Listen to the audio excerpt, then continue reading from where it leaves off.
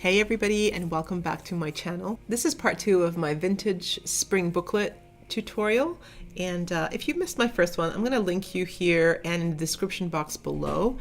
Part 1 was all about making the booklet cover and decorating it, and part 2 is going to be about making the pages and decorating the pages and binding the pages to the cover. So I'm so glad that you're here today. Let's get started. I usually make my pages out of tea-stained copier paper. I usually do these in advance. I have a whole heap of them, and I do a whole lot of snail mail and other vintage projects which require tea-stained paper. You can, if you don't have your own tea-stained paper, you can obviously make your own, but for the purposes of this project, go ahead and use copier paper, and that's what I'm going to do here. This is normal weight copier paper, and I'm going to use this along with tea-stained paper so that you can see how they both can be used and how they look next to each other in your project. So this is an A4 size paper. All I'm going to do is I'm going to fold it in half like a hot dog and then fold that again in half. Then I'm going to open it up and I am going to use my ruler to tear it in half so that one sheet of A4 paper yields 2 book pages. Of course, you don't have to tear it. You can use your paper trimmer to cut a nice straight edge, but because I'm doing a booklet and because it's kind of sort of like a junk journal for me, I like that natural torn edge, so that's how I've chosen to do it. You go ahead and do whatever feels natural for you. These pages measure 4 1/4 by 5 3/4, and so they fit just nicely inside the 6-inch booklet.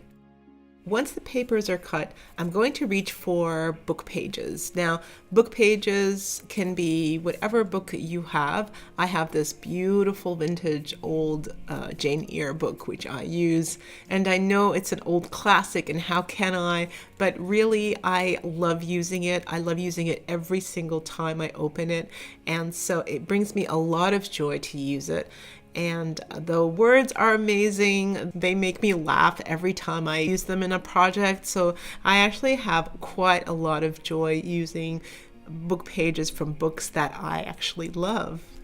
The other thing that I love about these book pages in particular are, number one, the color. It's such a beautiful old brown vintage, kind of like tea stain dye almost. So I love that color, and also the actual texture of the book page. It is really old, so when you bend it, it cracks straight away. And so I love that feel of books. I always have. I love the feel and the smell of old books and libraries, and so it just seems right to use quite an authentic book of this nature. So basically what I'm going to do is I'm going to leave most of my decorating of these pages for you to see, more like a kind of journal with me video, so to speak. People always want to copy what other people are doing, and you're more than welcome to take any ideas of what I'm doing. Really, I'm not doing much here. This is just what I do when I sit down. I never think about it. I don't even plan it. This is just how I feel at the time. No 2 pages are ever the same because I always go with what is beside me, what I haven't done, what kind of feels good, what kind of comes to my mind at the time. So if you saw the previous page, it was just sticking one whole book page down. The other page was sticking one on each of the corners. This page here is just using excess book page and then cutting the words into strips and then adding those strips down the right hand side, not in any particular order. And just like that, that first insert is done. And if I forgot to mention it earlier, each booklet is going to have 4 inserts. So I'm working on insert number 2 right now, and this is going to be made out of tea-stained copier paper. I'm cutting it down to the same dimensions as the previous one, and I'm going to start by adding a strip of book page down the left hand side,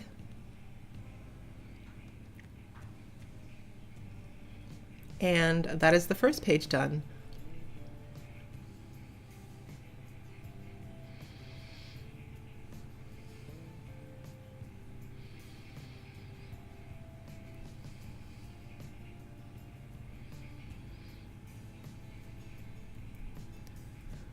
For the center, for the double page inside of the insert, For the double page insert, for the double page on the inside of the insert, I'm going to add an entire page to the right hand side,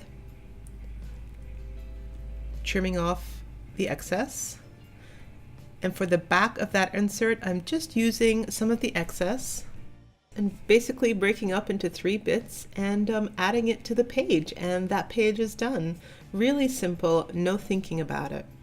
Now I'm back to the inside of that double page layout, and I'm cutting out the rest of this little bit of paper that I have left over. I'm cutting it into strips, and I'm just going to apply each of those strips. I'm not really looking at the words. I'm just adding my glue down and adding 3 strips down. Then I'm just going to flip it over and add the rest of the leftover strips to the front next to that left panel on the left side there, so that one side is all strips and the other side is full. And that's what I felt like doing at the time. So here we go. We've got the white copier paper and the tea stain paper, one next to each other. You can't really say that one is better than the other. They're just different. And that's what I love about what we do. You can't say that something is better than something else. Things just look different to different people. And I like to say that I like a little bit of everything. I'm going to go ahead and decorate another 2 inserts now. I've got them side by side and hopefully going to work on them both at the same time so that you can see just how hodgepodge I work. Once again, I'm adding a full book page to one of the inserts. And if you see what I did there, as I was trimming off, I cut into the inside of the insert. So basically I just grabbed my washi tape and I added a roll of washi tape down the middle. And that's how I decorated that one. I didn't mean to add the washi, but it just so happened, and I just chose to use washi that would sort of go with the theme. And it's a floral booklet, so I chose a floral washi. So for this double spread, I decided to just do an easy one where I added 2 strips of book pages on either side, left and right, and that's good enough for me. The front is just a few of the scraps that are left over, sort of in this formation, one at the top and one at the bottom. I kind of rip it here, but I just tack it back on. It's really simple. I'll probably end up covering it anyway, so don't ever worry about ruining your pages, because you're never really going to ruin anything. The leftover of the scraps just get added on, why not? I never throw away all these little pieces. I just add them on and work with them later on when I decorate. That insert is done. Moving on to the next insert, which is the second tea stained insert. And yeah, just gonna maybe do it in degrees like this. Looks good. Didn't try that one before, so we're gonna go ahead and give that one a go. The inside, I'm just going to put a few on each of the corners. They're all different sizes, different shapes. Does not matter. Good enough. And then for the back of that one, I'm just going to open up the insert and kind of do the same thing on the other side, just in a different pattern. And just like that, all 4 inserts are done. I'm going to go ahead and keep these little scraps. They go into the back of my book, and I'm going to use them the next time I make inserts. So here are my 4 inserts. They all look awesome. They all look so different, and I love how they turned out. I'm just showing you the inside and both the front and the back. Now, believe it or not, all that was just making the inserts. I haven't even started decorating yet. So for decorating, I'm going to pull out a whole lot of ephemera, and I've got stamps on the side. I don't do much stamping this time. I will do a little bit, but mainly I'm going to be adding ephemera. Now this is a vintage theme with a little bit of spring floral as well, so I'm going to bring a little bit of that into it as well. I've got a lot of Kaiser Craft ephemera on the left hand side there, and I also have a little bit of Maggie Holmes Willowed Lane, which I have the digital clips for, and I've been cutting them out with my silhouette, and totally in love with Maggie Holmes anything really, but Willowed Lane is totally cute. I'm just going to go ahead now and put some music on, and you can watch me decorate these inserts.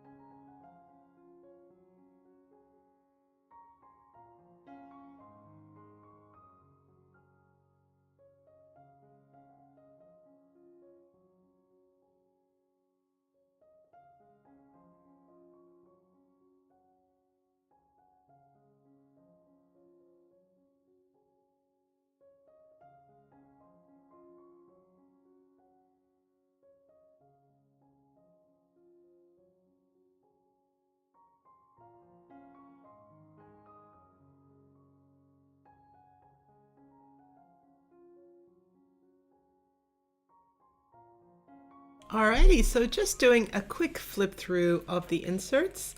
I love this one with the girl at the front with the frame behind her. On the inside, I've just added a few journaling cards or 3x4 journaling cards with a floral theme to them, and on the back, a little tag with a postcard. This one here has this beautiful swan and deer on the left and floral on the right. And I did forget to decorate the back, so on the back I just put a tag and 2 flowers, and that looks really nice. The next insert has the other steampunk girl, and I love her. She's got the clock, and on the inside she had one of the girls from Willow Lane, and on the back I just decided to put a flower from the Willow Lane range as well as a few quotes. This one here is another one of my favorites. It's very vintage and very booky, I feel, and just with the book that I made there, I just added a quote from the Tim Holtz stickers, and I really love how that one turns out too.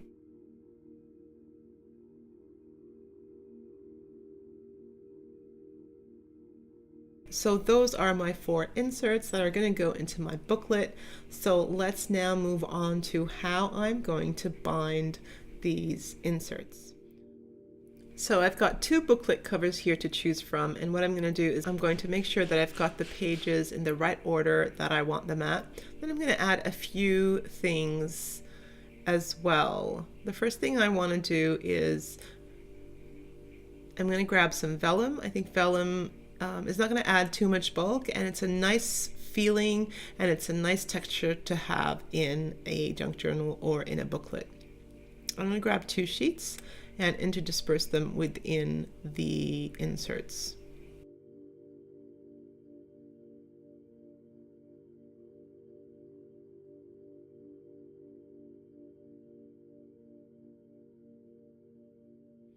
The next thing I'm going to do is I'm going to grab these self-seal poly bags. I get these from Kmart. What I'm going to do is I'm going to seal one side that always has that self-seal part. So I'm going to seal it down, and then I'm going to snip each of the sides off so that this bag can be used as an insert on either side, on the left or the right. Here I'm just adding decorative washi tape on either opening so that you're aware that that can be used as a pocket.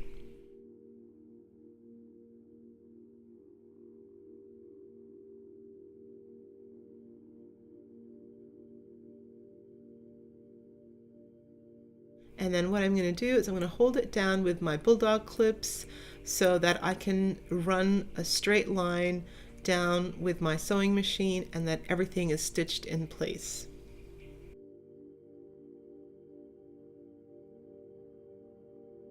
Just showing you here, this is what it looks like. I absolutely love how this looks. I love stitched binding. It looks really nice with that black and white ribbon on the spine, and just everything is held in place firmly. Nothing is going to slip out, and it's just such a lovely way to bind books. There's that little poly bag, and just showing you there that I put a little bit of washi tape so that you can distinguish it from the other materials around it, and you can use it there just to put a little bit of something in there for the person who you're sending this booklet to.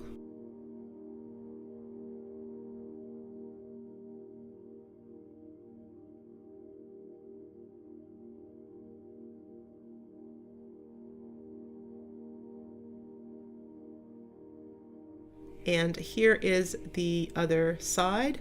Once again, I snip that open so that you can add anything you want, like maybe a little picture of your boy. That vellum looks really amazing in there, and the other pages just look so nice put together in a booklet. I have some inserts here where I have decorated with design paper as well as old postcards, and if you're following me on Instagram, you may have seen some of these. I'm actually using this as kind of my private booklet, and it's more to do with the Flora Rose story that I'm writing at the moment, so this means so much to me and is so close to my heart, and I really love how this one's coming together. But what I did want to show you was I promised you earlier on that if you don't have a sewing machine, I was going to show you another way of binding this booklet. So let's say you have 4 inserts like I showed you how to make before. Grab your cover and make sure that you have not added the ribbon to the spine. Line up your inserts to your cover and then hold them in place with a bulldog clip. And then you can go ahead and use a stapler to staple your inserts to your booklet. Now, I particularly don't mind staples showing in a booklet. It's just another form of binding for me. But some people don't like the staple look or don't like the sharpness of the staple. So what I do is I add double-sided tape, and then I run a roll of washi through it. I add the double-sided tape so that the washi doesn't let go after a while. The washi looks so beautiful if you make sure that it is in the same theme as your booklet. And then what you're going to do is flip your booklet over to the other side, and you are going to make sure that you're going to add the ribbon to the spine now. This time, I want you to add double-sided sticky tape to the spine, and then also add a little strip of PVA glue, and go ahead and add your ribbon to that, and hold it down for about 24 hours or at least overnight with some bulldog clips. And that way, you are not going to see any of the staples, and you're going to have a well-bound book. So there you have it. I actually made 5 booklets because this is something that I quite enjoy, and it's actually a stress relief for me. And when I finished, I thought it was perhaps missing something, so I grabbed this charm pack from the Making Daisies September kit from Auntie Vera's Scrap and Craft. I threaded it through just some cord, and I added this little charm to a few of the elements on each of the booklets. So my favorite way of adding it was just to use this little mini staple that I have, and I just stapled it to the hessian and then added the hessian as I did earlier with a few of the booklets as just an extra handmade element on the front cover.